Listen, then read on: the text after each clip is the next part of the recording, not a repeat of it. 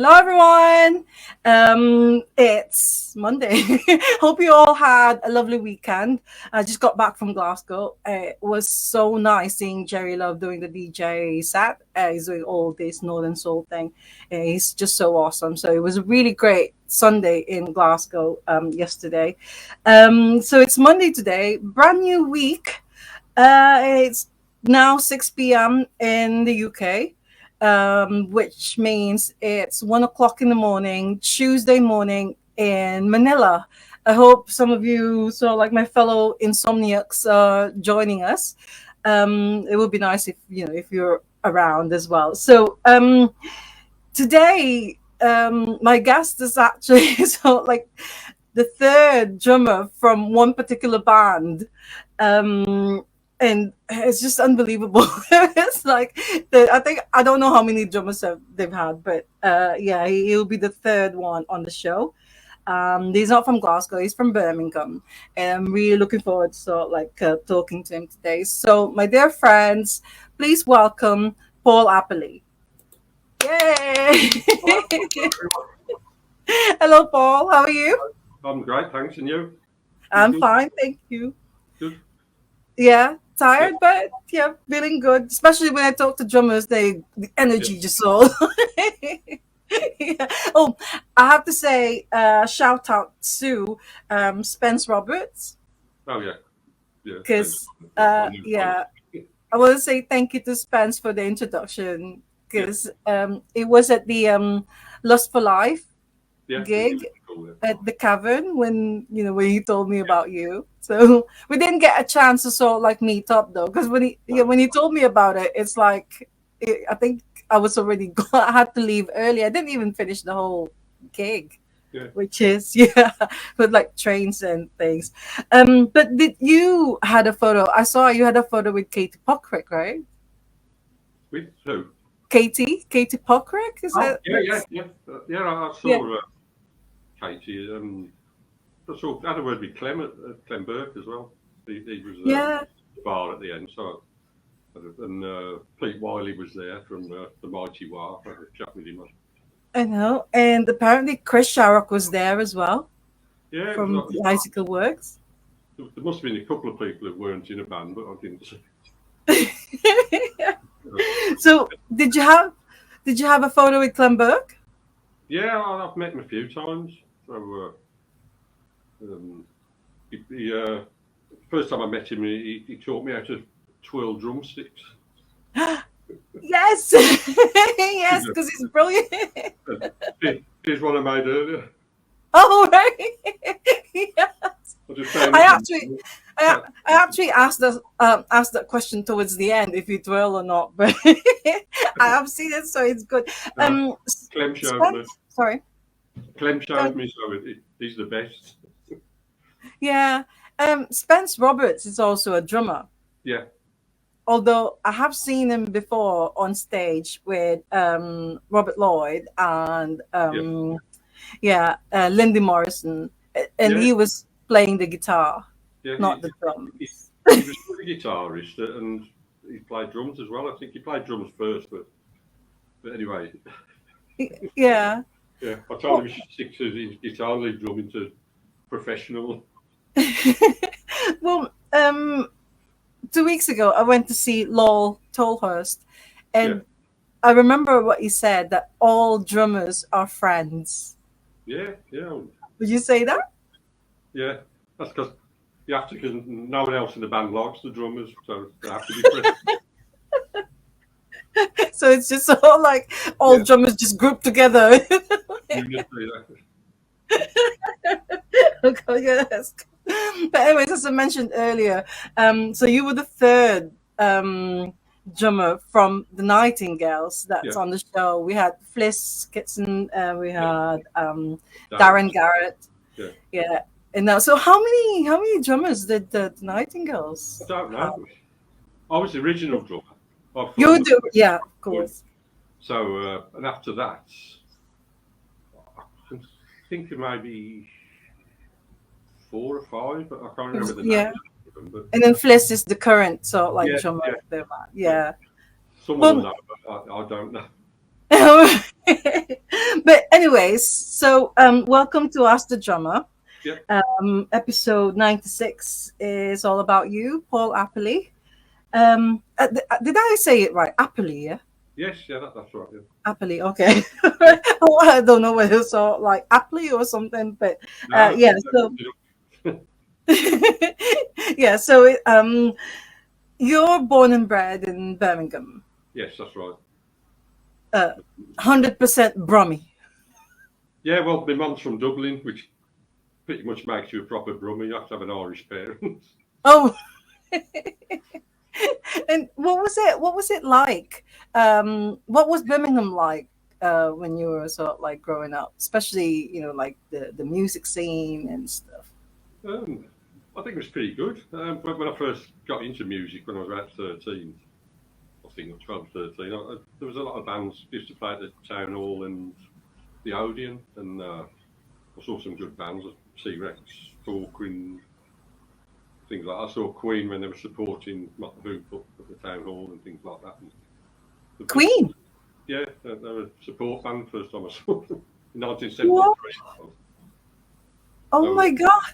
yeah, and things like that. I saw Dr. Feelgood supporting Hawkwind. There was lots of good bands like that going. There was a lot going on, and my eldest brother Alan, who played guitar, Yeah. uh, Yeah. we both sort of formed a band when we were still at school, which wasn't very good. We can expect it's a school band, but we were into playing music, and that sort of set us off. And then we sort of carried on. We left school, got jobs, but we still carried on with the music. And then Yeah. we sort of, I think we wanted to do it a bit. We wanted to be, in a rock band or whatever. So we were trying to get together, and but it was around 76ish. We went to see the Sex Pistols at Barbarella's in Birmingham, and Yeah. Yeah. I mean, because we'd seen all the bands leading, we'd seen lots of bands at various places in Yeah. Birmingham. Then we saw the Sex Pistols, and that sort of, because I was 17 at the time, and sort of, and it was, this is our thing, this is our thing for once, instead of all these really flash musicians. It was these people who, they were great musicians, but it was very more our level. Yeah. Yeah. But so is it pretty much like in Manchester when Sex Pistols played at the Leicester Free Trade Hall? There weren't that many people there, but everyone who was sort of like there turned up to be musicians. Was it pretty much like that in Birmingham? I don't think so. No, the Birmingham sort of punk scene wasn't. There was a few people around. You see the same few people at every. I remember seeing Toya Wilcox at one of the early Sex Pistols gigs, things like that. So she was around. There was a few people, but there wasn't. People tried to get bands, but most people weren't. And me and Alan were trying to get a band. We couldn't find enough musicians, so we put an advert in the local paper. And luckily, Rob Lloyd, who was living in Cannock, which is about 20 miles from Birmingham, Yeah. worked in Birmingham, got the local paper to read on the train going back from work or whatever, and said to Rob, "Oh look, someone's looking," because Robert coincidentally he was also on the same sort of trail as us trying to get a band together, but there wasn't enough musicians in Canada. Yeah. Yeah. Yeah. So he sort of found us up, and this is August 1976, this was it, and we were going to meet up, and eventually we met up with Patti Smith played at the Odeon in October 76. So me and my brother Alan met Rob, Yeah. the mate of his who was going to be the bassist, and it was like, oh yeah, we sort of it was going along well. We had a couple of other people applying for the job as a singer or bassist. One of whom Yeah. was famously Frank Skinner, the comedian. We had him as a Yes. singer. Yeah. Is that true that he actually sort of like was he in that? Well, before I actually ask you about that band, Yeah. I was just gonna ask you first. Was there sort of like a mutual decision that you're gonna be the drummer and then your brother Alan is going to be the guitarist, or did you not want to be the guitarist or No, I've him? never been interested in guitars at all. I'm good at hitting things and making a noise, but I can't do that. So, Now I was always originally when me and Alan we were into T-Rex and Tyrannosaurus Rex, and I got some bongos and he got an acoustic guitar, and we were pretty hopeless because we were only 13 or 12 at the time. But yeah, I've always done the hitting and he's always done the strumming, The basically. drumming, yeah, yeah. Yeah. So But, did you have a lesson? Did no, you I've go never had to? any lessons. Two of my Oh, children have at school. They're more qualified as drummers than I am because they did lessons and actually passed them. I've never had a lesson. So, but, so now so I'm always you taught yourself. You taught yourself how to sort yeah, like just yeah, playing records and banging along. So I had a drum kit with these sort of rubber pads on to deaden the noise and sort of bashed away to records till sort of get the yeah, sort of basic idea. Which I suppose lots of drummers do, lots of people do. Just I got a cheap drum kit, luckily, from somewhere, and started like that. And Alan was a bit yeah, more professional than me, so he never had lessons. He sort of self-taught, but being a year old, we got a year more. yeah.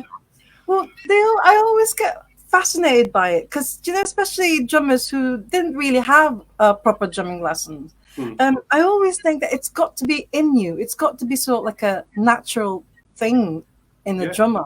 I Um, absolutely agree. I mean, I'm not saying people can't be trained, but I think people who have the natural thing, it's in you. It's sort of there. It's sort of, yeah, lots of instruments you'd have to learn, but drums, if you can do it, you can do it. You got that. I mean, I used to get told all through my life for tapping on things and playing and being annoying in the class at school or even at work, but tapping on the table during I don't know things I'm supposed to be taking serious. I get told off it. I still do it to this day and still annoy people. Just fidgeting and being just making noises all the time. And so, yeah, so consequently, but I agree with you that you can teach people, but there's also people who it's in them sort of things. So, yeah, yeah. It's like a gift, isn't it? That you can actually just sort of like pick up a sticks, or it doesn't even have to be a drumstick. I mean, yeah, so like if you just constantly tapping and things, but then absolutely. Yeah, yeah. I agree. If you can hit it, you can play it, basically, no matter what So it is. yeah, you mentioned that you put an ad in the paper, and then Yeah, Robert Lloyd sort of like answered it. yeah, Actually, was this is the Prefects, right? This is the band that yeah, the you formed. prefix. Yeah, Yeah. Um. that's, Yeah. When I googled it, there's actually sort of like an alternative history of the Prefects. I don't know how which one is the truth. my version will be true. Well, I'll tell you my version, and you can see what you feel. But I was there, so Yeah. Of course. Yeah. Yeah. Yeah. I think I was. My memory's now, but so we'd sort of like say this. He was called Chris Collins at the time. But he turned into Frank Skinner, but we tried him out as a singer, and he was quite good. We went for drinks with him, and he was a funny character to hang around with, and he eventually went into comedy. So and we had if you know Nicky Sutton, who plays with Dave Cusworth, and he's dead now, but he was quite a well-known character on the sort of glam rock circuit, Yeah. Yeah. Yeah. and we had him apply as well, but he never went. But anyway, we spoke to Rob and his friend Graham, and at the Patti Smith thing, and then it's like, oh yeah, we'll see what happens. And somehow we lost contact with each other. I think Graham's girlfriend was pregnant or something, so he sort of disappeared. But we didn't see Rob again until about December '76. And we Mhm. bumped into a gig in Barbarella's, the club in town, the punk club, as it turned into. We saw Rob, and it was sort of like, oh, how's your band going? He's going, well, nothing, we're still just the two of us. And it was the same with them. So we had two halves of a band, with me and Alan on guitar and drums, and Rob was a singer and bassist. It's like, well, we can't find anywhere else. So we're sort of destined that we will sort of get together. Yeah. Yeah. Didn't have anyone else. So anyway, so we started getting the, and Robert, he was quite impressive with people he seemed to know. He'd met the Buzzcocks and knew, contact with their manager. He'd met the local promoters. There were some Birmingham promoters who used to promote the Sex Pistols and then kind of the bands, which is unusual. So they're in Birmingham, so we knew them, and Rob knew people, which is kind of an advantage. And so we got about, we sort of got this place to rehearse, which is sort of community centre near where I live. Me and Alan were living, so we get the gear there. I think our dad would drive it up in the car. And there was a time we had to wheelbarrow the drum kits up to this rehearsal. They didn't have it's not like kids are spoiled today. We didn't have rehearsal rooms in those days. You had to hire a hall or things like that, and we just cart the gear. Yeah. So Robert come over from Cannock with Graham, and we'd sort of make a noise. Basically, it was a bit of a row, but to say the least. But anyway, we got a few songs. We thought, oh, here we go. We're all like 17 and stupid sort of thing. So we thought, here we go. So we went up to town after a couple of rehearsals, and I think Squeeze were playing. So we went and went in the dressing room and just said, can we be a support band? And they looked at us, and it's just like, no. We thought they'd just lend us all their gear. It's like, that's how stupid we were. And so it's like we need a better plan than this. What can we do? So I had a word with Rob. I had a word with the local promoters. They're called Nightingales. It's the company. And so I think they were going to put on they'd done the Sex Pistols' famous Anarchy tour in December, which got cancelled because of all the swearing on the telly or whatever. So, and Rob had gone to some gigs with them, so he sort of got in touch with them. But anyway, the Clash were going to do a tour in May '77, the What Riot tour, which is they're going to have all these bands on the Slit, the Subway Sect, the Jam were going to be on, the Buzzcocks, and somehow Endale thought it'd be a good idea because the big London gig at the Rainbow in London, Rob Endale thought it was a good idea to put us on, fifth on the bill. It was going to be, because the Slits didn't want to do it because they had this noble idea they didn't want to play a seated venue. It was going to be us first, then it was the Subway Sect, then the Buzzcocks, then the Jam, then the and that was the bill. But anyway, that was in May, and it was about February or something. We were thinking we better do something because we haven't actually. So we got some songs together, and we'd organised a gig at the local place called Rebecca's. We played a sort of private party just in someone's house and just made a row, and it was a bit of a disaster. But anyway, we got this sort of organised proper gig. Yeah. For our proper debut, and it went reasonably well, I think, apart from being the Times. I think Rob said, so have we had a song about Birmingham being a shithole?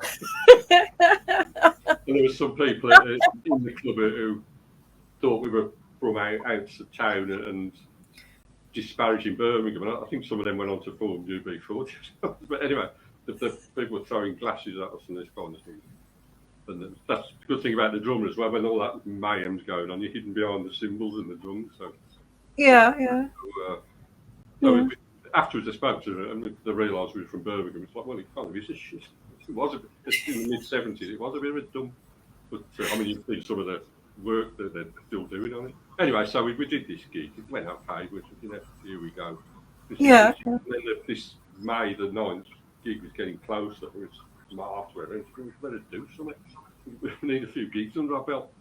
So Rob contacted the Buzzcocks because they were coming to Birmingham to play. Yeah, and it was like, how can we be your support? So, and they said yes. They let us and the Buzzcocks, again, it was Rebecca's. They turned up in this little van with all the gear and all the band crammed in there. We helped them with gear and stuff and played a gig. So we'd managed to do 4 gigs. Oh, with them, yeah. Somehow we managed to do these 4 gigs. and we was like, to say we were basics is an understatement. But anyway, so sure enough, May the 9th came around, the White Right Tour was ongoing, and there we were, first of all. And, it was our 5th ever gig, which is quite a thing, and we hadn't got a drum kit. They said, "Oh, somebody will lend you one," and nobody would. So the Subway Sex drummer who went on to be Generation X, I think we're getting paid £50 for the night, and he charged us half of our fee to buy it, which is a bit so much for the punk spirit and solidarity sort of thing we were thinking. But anyway, yeah. And before the gig, the promoters didn't trust us, so we were locked in the dressing room. At one point, the door opened, and 3 cans of beer were put on the table. There was 4 of us, so we didn't have a can of beer each to go on stage. No. Oh God. So we went on stage, and I vaguely remember the stage was enormous. The big venue, like I don't know how many people, a few thousand people in there. Yeah, we yeah. crashed through our set to I don't know, I don't remember much about it. But luckily, John Peel and his producer, John. Anyway, John Peel was there, the DJ, and that'll come later in the story. That Peel Liked you, yeah. I yeah, like the Prefects, yeah. So we were there, and sure enough, the night went on, and the band got better and better. Eventually, the Clash came, it went down the storm and all that kind of thing. You're expecting it. That was it. We went home again. I thought, well, we've arrived now. And I think it was. We even got reviewed in the music festival later. I remember the review said the Prefects, too fast, too new. And it's like, oh, well, and,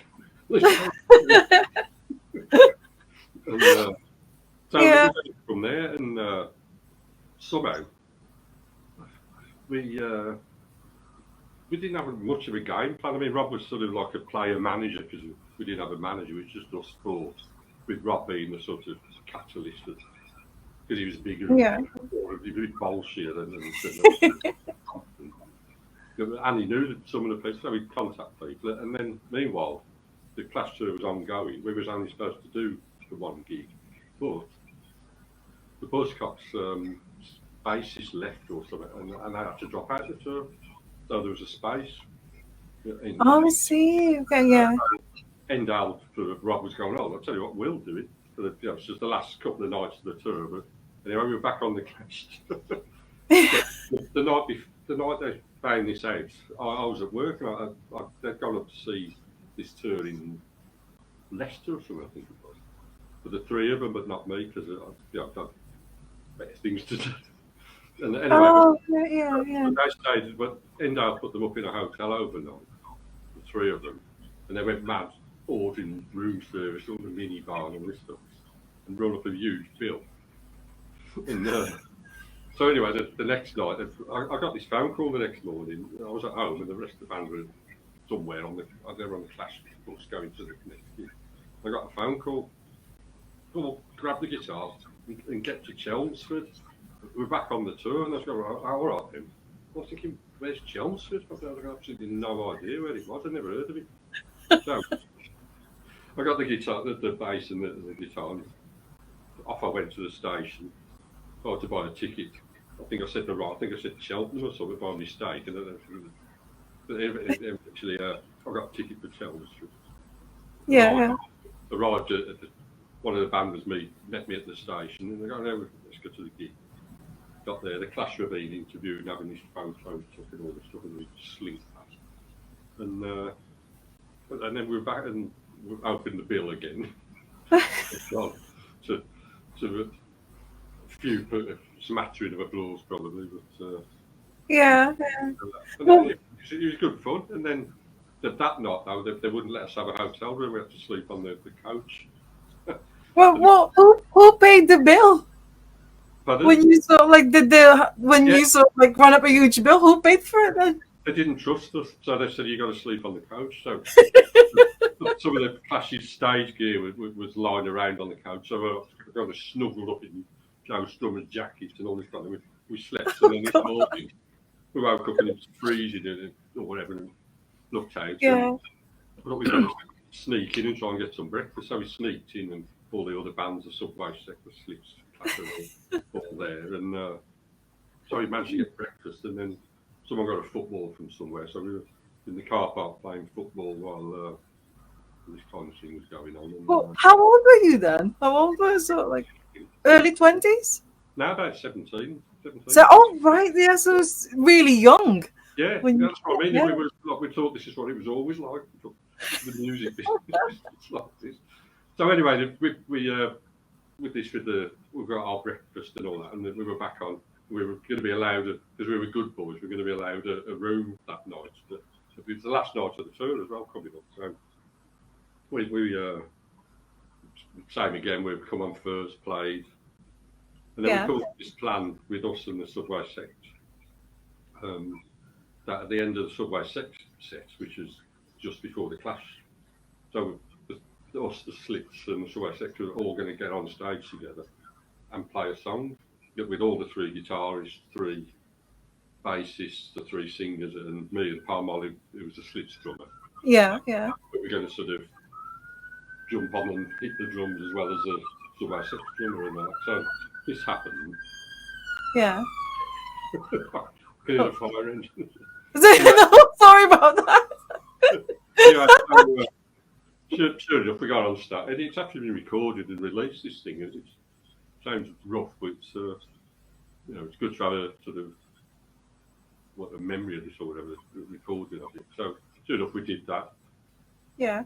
And Clash played, and then we stayed the night, and then in the next morning it was all back to reality of scrabbling around for gigs as well. But luckily, us being us, and we just sort of blunder from one thing to the next, and contacts with the Buzzcocks and that. And we used to get on better with we got on great with the Slits, Subway section, the lesser bands, if you like, from London.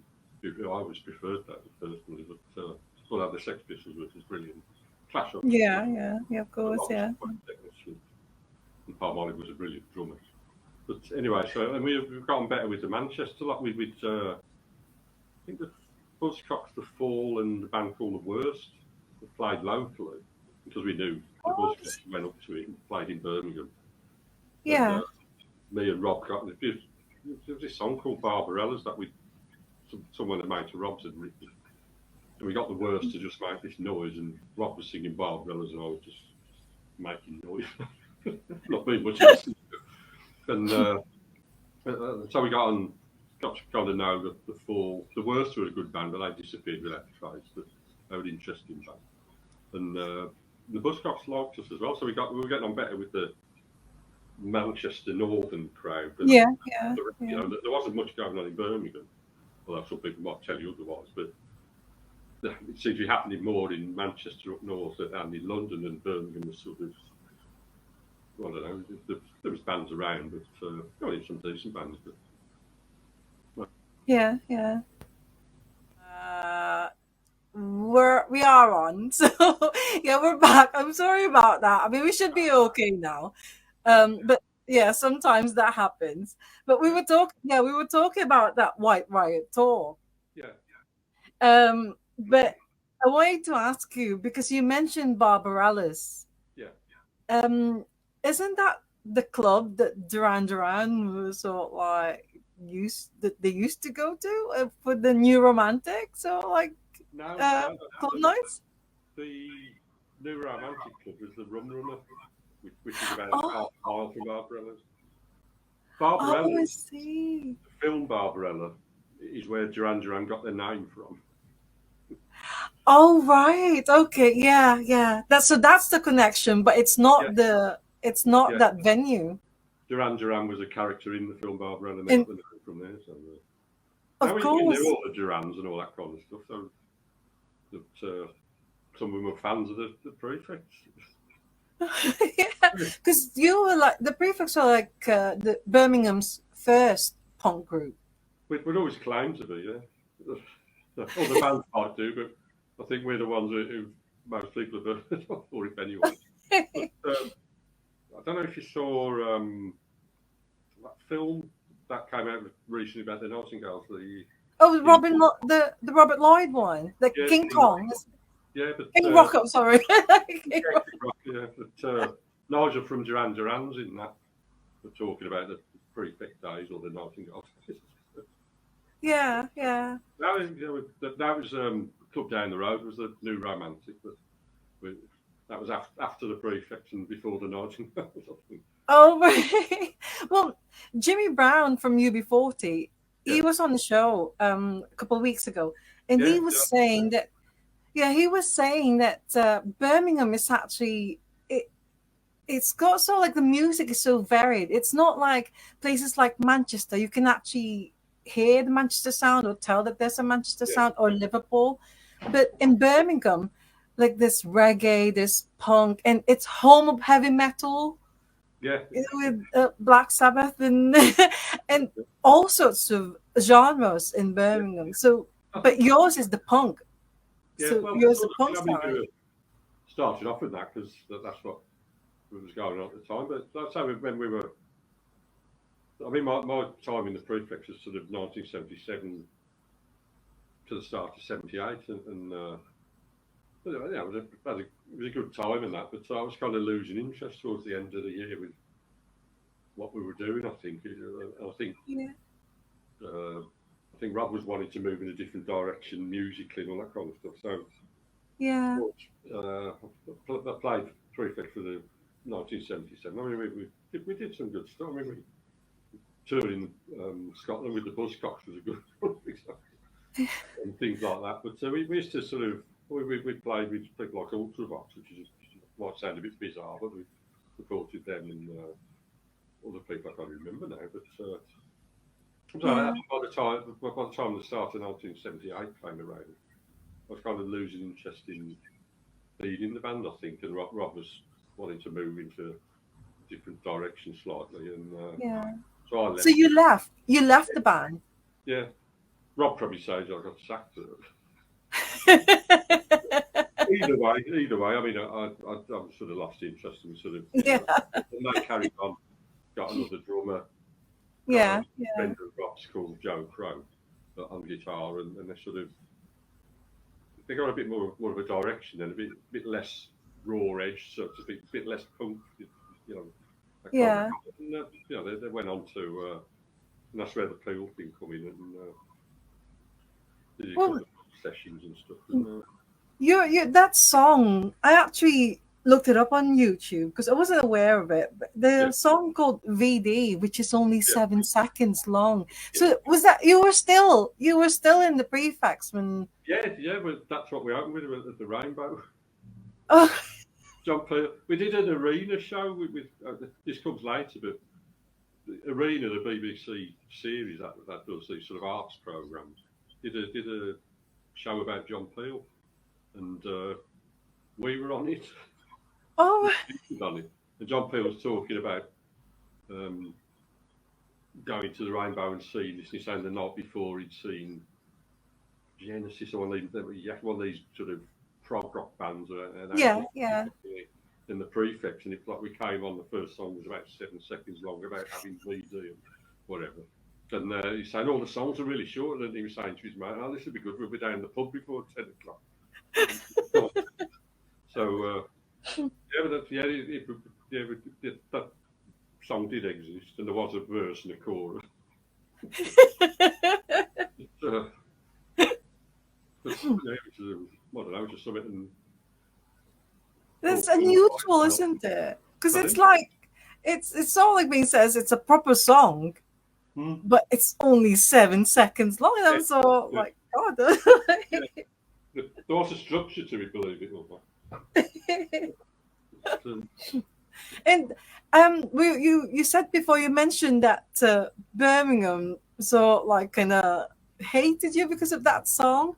I mean, what It was just that did night. did you really feel that way about Birmingham or?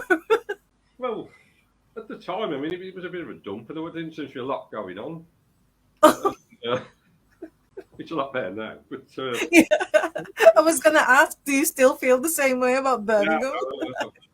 I've lived here all my life. I always Yeah. down the street, but Now it's just that sort of thing. It was punk time. You had to moan about things, didn't you? had to be annoyed with things.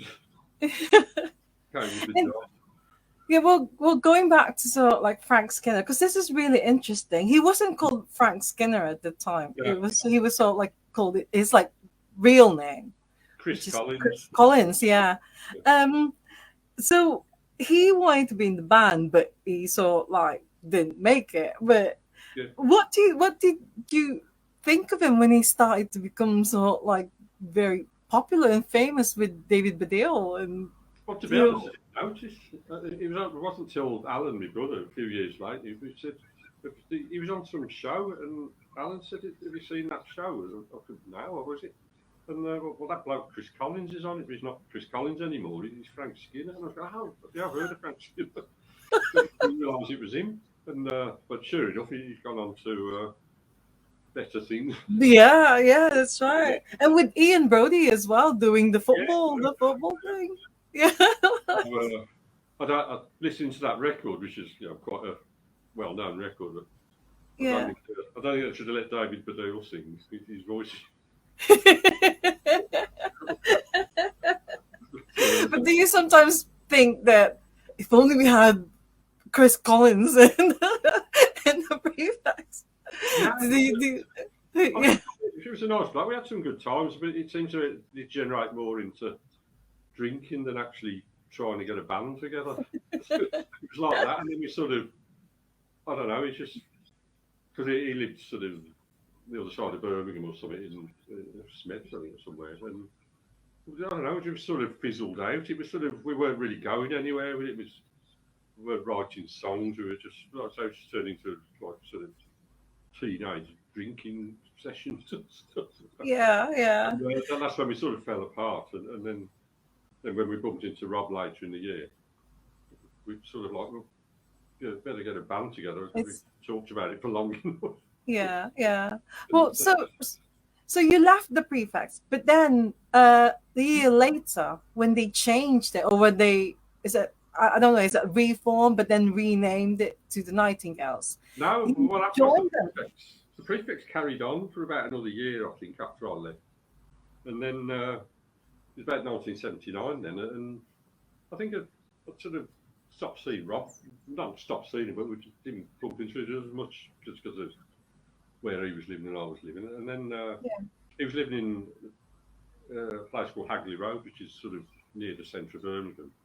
He was living in a house. There was him, Joe Crow, who was also in the Prefects in Nightingales. And I got a room in this house, so we were all living in this house. Yeah. We weren't doing anything at all. Yay! We're still live, so yeah. So, what was I saying? Me, Rob, and Joe Crow were living in a house. We had our own rooms, but for the living room. And we weren't really doing anything. We hadn't done any music. Joe Crow did. He did his own stuff.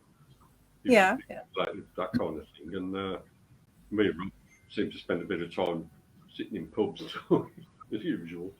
And we would try and get a band together again. So Eamon Duffy, who had been a bassist in the Prefects, he was still around. So we got him, and we got a woman called Joan Dawson, who was a friend of ours or whatever, who was an artist, but somehow she was in the band. So the original Nightingales was me, Rob, Eamon Duffy, and Joan Dawson, which lasted about 5 minutes because Joan couldn't actually do anything musically. And then we sort of got the taste for being in the band again. Yeah. Try and do it a bit more seriously. So we asked Joe if he wanted to join. And he did. So we started off again. But I mean, what a lot of people would have done, obviously, is call yourself the Prefect because the name was already established. Yeah. Being us, we started again with a different name and started to write at the bottom again, sort of thing. And I mean, we knew a few people by then, and we knew this, that, and the others. And luckily, Pearl was on our side as well. So things further forward. We started played a few gigs with the Nightingales and very rudimentary stuff. Some of the songs we just sort of improvised on the night, and it was a bit more loose. Yeah, yeah. We sort Was of, your brother also in the Nightingales? not then. Now he joined years later, but Okay, we'll yeah, get yeah. to that. But anyway, so now it was in.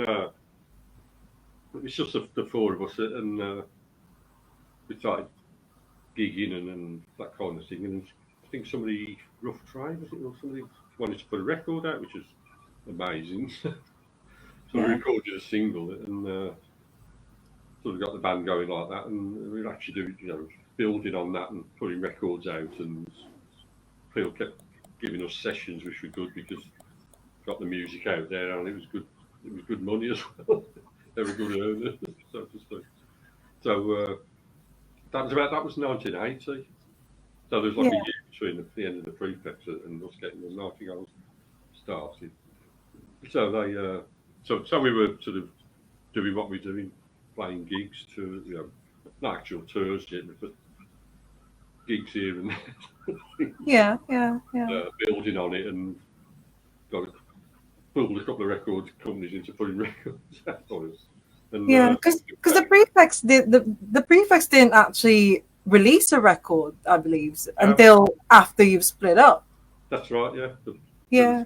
The one single, it was sort of it arrived too late. Saved the band. And that's where it sort of all fizzled out. But the Nightingales, we sort of also learned from our mistakes or our experiences in the Prefects, I suppose, where we were older and wiser then because we were in our early 20s. Yeah, yeah. So, And yeah. you actually got better paid when you were in the Nightingales than sort like getting your payment when you were the prefects. Well, yeah. Mainly because we didn't get paid. Oh, you did. We get beer and sandwiches and something like that. But no, that was the times we were kids. I mean, we didn't care. We just that's what we were doing. And Yeah, yeah, yeah. and the Nightingales, it was a bit like that as well because we were still young enough to not mind sitting in a van travelling up and down the country and all that kind of rigmarole. And then we were like sort of building on stuff, and we were getting great reviews in the press, putting records out, doing fill sessions, touring. We were even playing in Europe. We managed to get over Holland, Germany, Switzerland, or whatever, and that kind of thing. And it was like being in a proper group. And occasionally we'd even get paid money. It's like, what's going on? Like having it was good, and it like sort of put the original lineup lasted. I can't remember how long. I think Rob and Joe might have had a falling out. I can't remember now, but well, according to Wikipedia, you were there from 1979 to 1986 until 1986. Yeah, I did. Yeah, about 6-7 years, whatever it was. Yeah, yeah. No, that's what I did, and then there was various lineups, and the band's sound was whatever. Now, my drumming was sort of mutated into less steady rock drumming and more. I don't know. Somebody said it sounded like backward drumming. To the other time because it was sort of I don't know, so hard to explain, but yeah, the basic straightforward. And so I was kind of partially inventing my own. Not inventing, but sort of playing all the drums and a lot of stuff going on rather than just the rock drumming, which I was doing. But it's sort of I was kind of for my own amusement, I suppose. It was sort of getting more, and the songs were getting more to what Rob's kind of thing, because the bands he was into, some of the bands that I'd never listened to in my life, but it sort of I think somehow it's fallen on a drummer. Eventually, playing drums, sort of like what Rob might have wanted from a drummer. Yeah. Well, Yeah, No, is it the Nightingales? I think I remember asking Darren about this last when he was on the show. That it's almost like Birmingham's answer to Manchester's The Fall, yeah, because you've had so many band members as well and so many sort of like lineup changes. yeah. Is it very much like that? So it's centered on um, Robert, Oh. so like Robert Lloyd, Yeah, and then it's inevitable with the singers. It's very rare a band changes a singer and gets away with it. But yeah, with it, like I say, I was a constant for 6 or 7 years or whatever it was, and then after that, I know there was other members, but I didn't pay that much attention after all. no, They went on for a couple of years, and then Rob went solo anyway. So, but no, yeah, people used to compare us to the Fall anyway because of the I don't know the way we were or whatever. We used to get these Fall comparisons all the time. yeah, yeah, It was yeah. boring to be honest. It's like, well, they were doing their thing, we were doing ours, and just coincidental. I mean, we used to tour with them, and we got on well with the Fall. We used to tour with them, and which is good because they've just lent me a drunk. We'd have to. But you also said earlier that you actually had a connection with the Manchester bands like Yeah, Buzzcocks no, and the we always gotten really well with the sort of Manchester lot. And we were sort of like, yeah, yeah, so we were sort of adopted Manchester. Um, Somehow, they seemed to like it because we were more like there. We weren't London Flash. We were, like charity shop clothes as opposed to Malcolm McLaren shop clothes type of people. yeah, yeah. We were more like the Manchester. And there was a night we played. I'll tell you about a night how we became legends in Manchester. I think in the Prefects. Yeah, We were playing at the Electric Circus, which is it's a great place, but it was a real dump.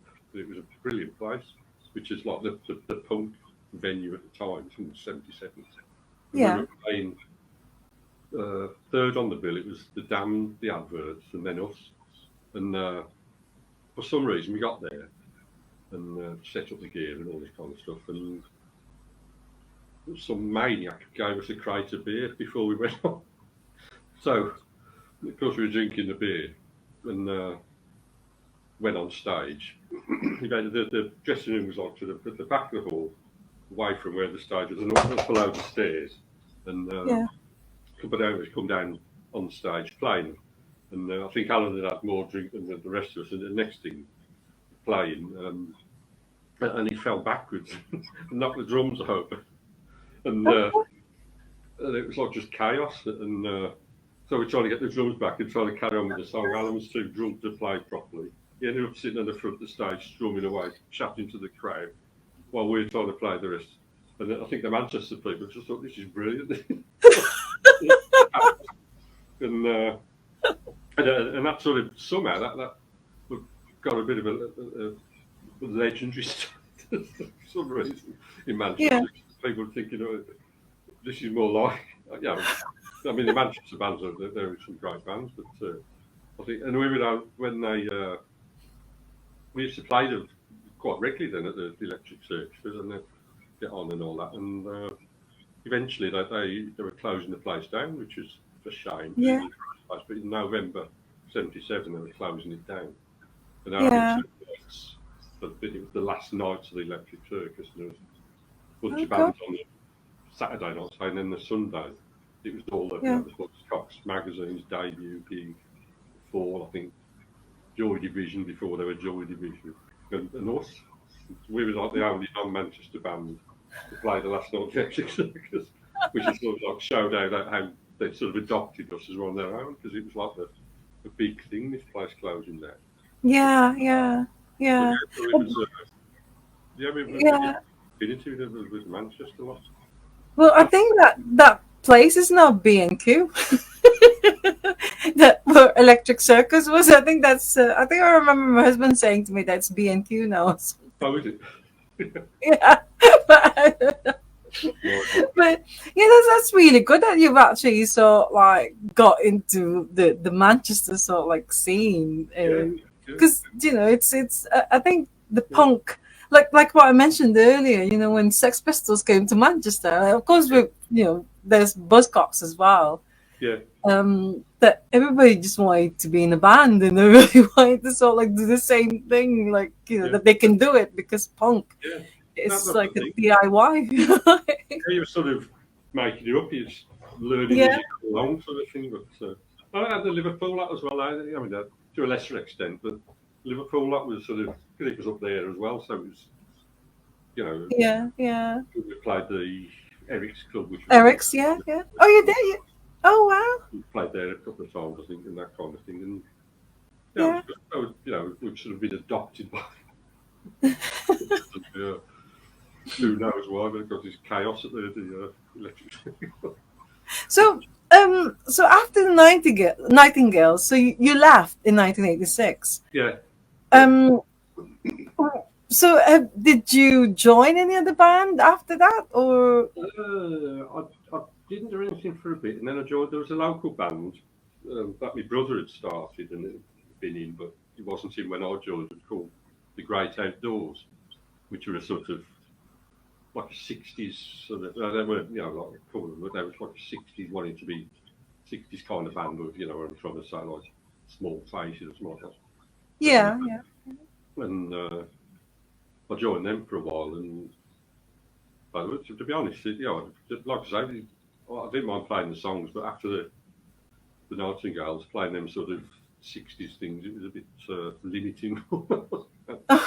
Okay. But I met a good friend of mine in there. I knew the singer on a bassist called Glenn Tranter, who now lives in America. But it was good to meet him, and he's been a good friend ever since.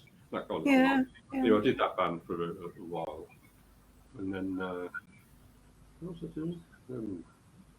I stopped playing again for a bit, and then But do you still play now? Do you still play in? I play for my own amusement. I haven't been in a band for a while. Oh, right. Uh, Yeah. but because I don't know, I don't know people that I want to be in a band. I don't mean insultingly, but I don't know. It's just I think like having Rob Lloyd as your sort of whatever it is, sort of like a real catalyst. He made things happen. And I've been in other bands where nobody really knows anyone, and it's back to square one. And I'm not being arrogant, but I don't want to start at the bottom again and Yeah, yeah, sort of thing. yeah, So yeah, yeah. I play it for my own music. I have hand drums like bongos and that, and I play if I want to make a noise and that kind of thing. Still like making noise. Well, when was the last time that you were actually saw like in a band and um Ooh. Last time I was played it live was about 3 years ago. 3 years? Oh, right. So it's not that long. It's not like you actually retired and stopped No, drumming. no, I've just, like I say, I'm still like hitting. Arrested. So, now, if something came along, I'd do it, but nothing. I know loads of people, obviously, that kind of thing. Yeah, yeah, yeah. So what's keeping you busy now? So Uh, well, that you I did 30 years in the fire service as a firefighter. So oh I've retired from that a couple of years ago. So just uh, doing wow. what I feel like doing now. Yeah. I've Well, your done colleagues your colleagues in the fire department, did they know? Or did they know that you were in the prefects or yeah, in the Nightingales? some people. Well, it sounds a bit daft. I never used to tell people that I've been like that I've played because people always ask you obvious questions, and I find it like, oh, what kind of music and what. And nobody ever, if you say a punk band, they all think Mohicans and all that. And it's like, well, no, I was way before that.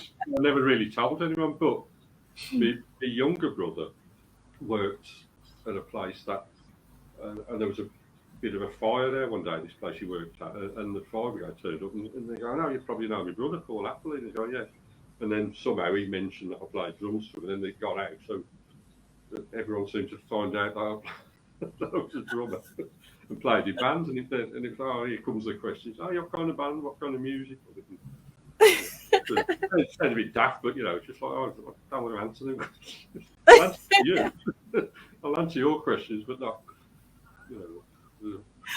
Yeah. I So never used they're obviously so like younger than you if they've not heard of so like the to, yeah, Nightingales and the Prefects. into different kind of music, I suppose. Didn't Different kind of yeah. I did do a band with a few firemen friends a while back. We did the Ramones covers.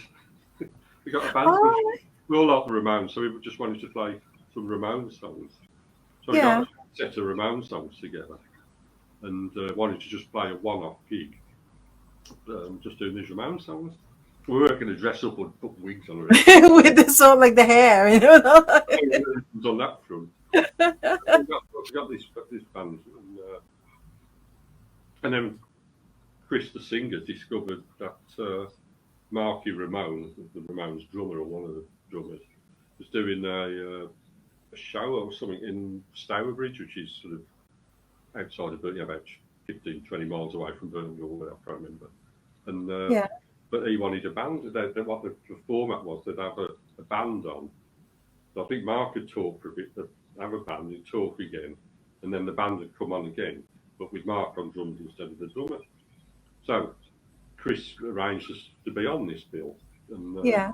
sure enough, we got there, setting up the gear, and Mark Ramone was there, and he's talking away,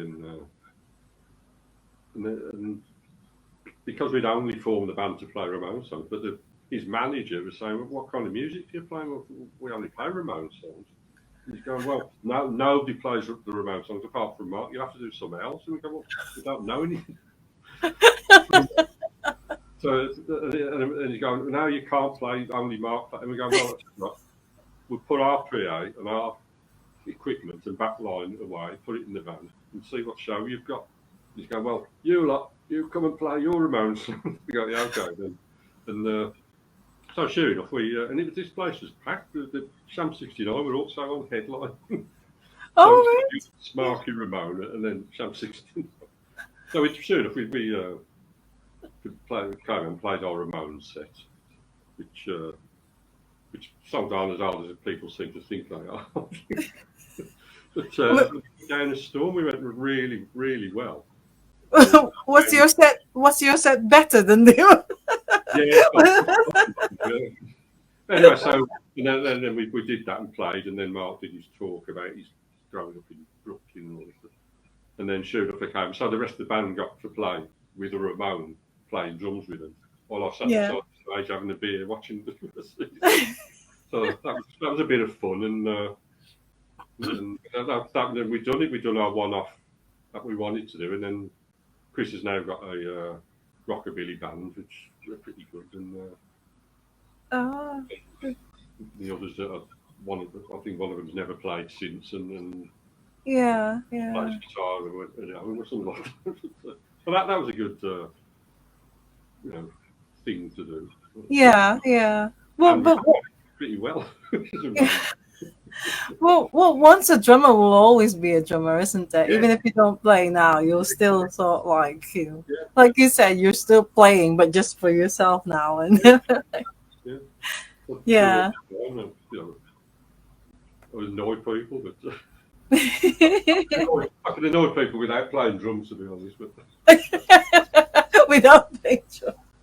But anyway, so it's nearly an hour now. So what I'm gonna ask you now is this a regular questions I always ask the drummers. yeah, go on. You've shown me how to do the twirling bit, but when you were actually playing, when you were the Prefects and the Nightingales, did you actually do that while you're playing? No, I can't sort of do it when I. But what happened was, Clem Burke was playing. The Blondie were playing in London. This was about 10 years ago. Blondie were playing in London, but Clem Burke was doing a sort of talk or something on stage with Katie Puckrick interviewing him. And I like Katie anyway, and I like Clem. I think he's one of the best drummers ever, sort of thing. So I went along to watch, and at the end, we did his talk and blah blah blah. And then at the end, Katie's going, "Has anyone got any questions for Clem?" And like, there's people asking us obvious ones. "Oh, what's your favourite colour or whatever?" And I just go and I said, "Tell you what, Clem, we all know you're a half decent drummer or whatever." And he goes, "Oh," and everyone's going, "Oh, what are you on about?" And I go, what impresses is how you can do that stick twirling in the middle of, and then just carry on and come back, and he's going, yeah, and he starts saying, oh yeah, this jazz drummer, blah blah blah, wafting on about, and I had some drumsticks in my bag, so I got one out and I said, I held it up, and he jumped off the stage and came over to me, and he started showing me how to. He's going, yeah, blah blah blah, and he's going like this, and so he's showing me, and it's like brilliant because everyone else was thinking, oh, I wish I'd done of that, and. And the funny thing was, it was one of the sticks I had was one of Mark Ramone's sticks that I got from that gig. And I said, oh, by the way, Clem, because Clem played in the Ramones for a couple of gigs. Yeah. Helped them out once. I said, that's one of Mark Ramone's. It's not jokingly, but he threw it on the floor and stamped. Oh no! No, he didn't do it as a joke, wasn't it? Yeah. But anyway, I shook his hand. He went back on stage and carried on doing his thing, and but it was just brilliant. At the end of the day, even the people who, it was at the ICA in London, and even the staff there were going, you stole the show. I was going, yeah, no. Actually, I'll tell you what, if you were to put on, what's it called, YouTube. Yeah, on YouTube, yeah. Drumstick twirling at the ICA or something like that, it's on there. You can actually see right. This by Clem. So, yeah. So anyway, yes, I couldn't do it till one of the best drummers on earth showed me. Which isn't bad. But have you actually tried it when you're playing? No, it just got wrong. You can do it when, but Clem does it sort of between. You can do it in the between, like that. So, whereas I'll just be a disaster. I can do it, at the end of the song when you're showing off, especially with the lights flashing. It looks a bit more impressive. Yeah. So. Well, the next question I want to ask you is, you mentioned earlier, but it wasn't you who's actually had that problem. It was your brother who was not for the drums. But have you ever had any sort of accidents or disasters, that I call it, playing the drums? Have you? Only apart from a drunken brother, I can't think of anything. No, everything's now I can't think of anything offhand. No. Too professional for that. Yeah. So there's no drum kit rolling because the carpet is not good or something like that. No, I can't. Nothing. If it is, I must have exercised it from my memory or something. No, that's good. That's good that you didn't have any of those falling over and then falling off the drum stool or something.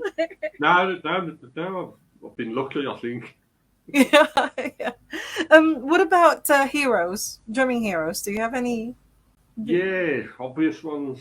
Well, I say Clem, it's got to be. But it's sort of originally Steve Peregrine took from Tyrannosaurus Rex. He wasn't a drummer; he was a bongo player, but he's like a big influence on me. He still is. Yeah.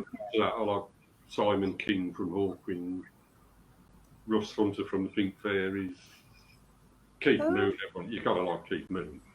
Of course, yeah. Right through that, and then Clem and all that. I mean, Palm Olive, brilliant, absolutely brilliant. Seeing her, I liked.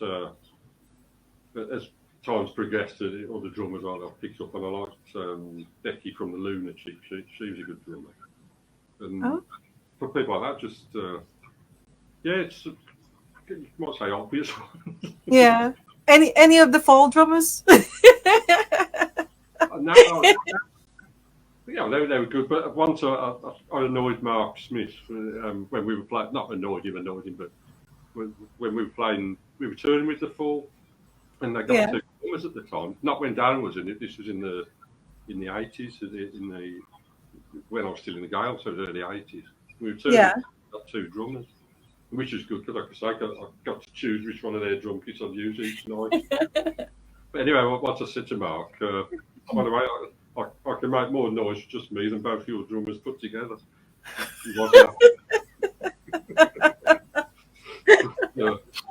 Because bear in mind, you were really young at the time. Yeah. I mean, it was But all his his miserableness or whatever, seemingly, he's still got a sense of humour. Probably, I saw Darren singing it. He said that, it's the same with Rob Lloyd. I mean, he can come across as imposing because he looks imposing, but in reality, I mean, I've known him most of my life. I mean, or whatever, since 1976, which is yeah. So I know him well, and I think people, I don't know, once you get to know him, he's a top bloke, believe it or not. Well, I have seen him. Well, I've seen the Nightingales twice already, and I've seen him 3 times because he played with Lindy Morrison in London as well. So that's the 3rd time, but I still haven't, because I do like having photos with musicians and things, but I was scared of him. It's all like I don't really want to ask for a photograph because just in case he ignores me or something. No, he's not. He's a really nice bloke. He's really, I suppose because he looks serious all the time. No, he's not. He likes to laugh nearly as much as Mark Smith. Yeah. Sorry. Robbie, he's a good bloke. Yeah. Well, maybe next time I go and see the Nightingales, I will also take the courage to ask him, go to him and say, "Can I have a photograph, please?" And maybe he will say yes or anything. But I forgot to ask earlier, because when you went on the White Riot tour with the Clash, I just wanted to ask, what's Joe Strummer like? What was he like? Really nice bloke.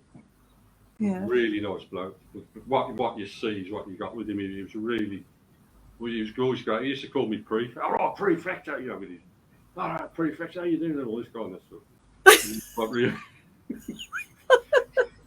think they thought that was what my name was. I think they thought the band was named after, because in them days, nobody ever had their own name.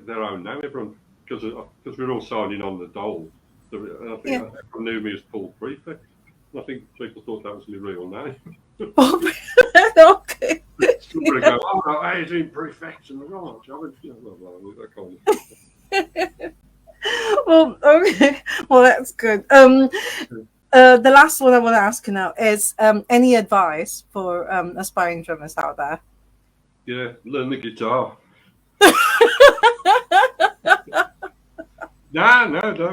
No, get on with it. Don't just keep bashing away. Every time you play, you're better than the last time you played. You just do it, and you that's what I've ever done. Some people say I'm okay, so it must work. Yeah, that's a great thing. There's the next time you play is always better, because especially when you practice. You learn, you improve, or hopefully improve, or Yeah. Or learn the mouth organ because it's easier to carry about it. The drum kit. Well, that's brilliant. So, what's next music wise? So you're just taking it easy, and maybe taking it easy. I've still got I still think about things and think I'd like to, that kind of stuff, and have these ideas, and you never know. Yeah. Well, you might hopefully. Yeah. Stick on stage. Well, hopefully someday, I will get to see you play live on stage or something. Fingers crossed. Yeah. Oh yeah. Never know. You never know. Yeah, that's right. Well, thank you so much for saying yes to Ask the Drummer. I really enjoyed it, and I'm sorry for all these technical issues that we're getting, but we will edit it and then remove all those bits so that when I put it on YouTube, it will be just smooth and everything. So no, brilliant. Yeah. Well, thank you. Yeah, thank you so much, and have a great week. And hopefully I'll get to meet you in person someday. So you go to gigs and so do I. Oh yeah. Okay. All right. Well, see ya. Thank you so much. Bye for now. You can hear that siren again, so coming along. 30 years of driving fire engines, so I don't know what they're saying. All right. See you. Bye, Paul. Yeah. Bye Bye. bye. See ya. Oh, thank you so much, everyone, for joining us. That was really good. And I also want to apologize to all of you for all those like technical issues. But we will remove it when I edit the whole thing and put it on YouTube. And hopefully there won't be any of those like silence and all those looping sound or whatever. But anyway, so next week we're gonna have hopefully we're gonna have like another awesome drummer on Ask the Drummer. I haven't confirmed it yet, but I think we will do. And as always, oh, have a good week as well. It's a brand new week. It's normally if it's a Sunday, I'll say enjoy the rest of the weekend, but it's a brand new week. So have a great week, and hope to see you all next week. And as always, love music, love life, love drummers, and see you all again soon. Bye. Bye for now. Bye.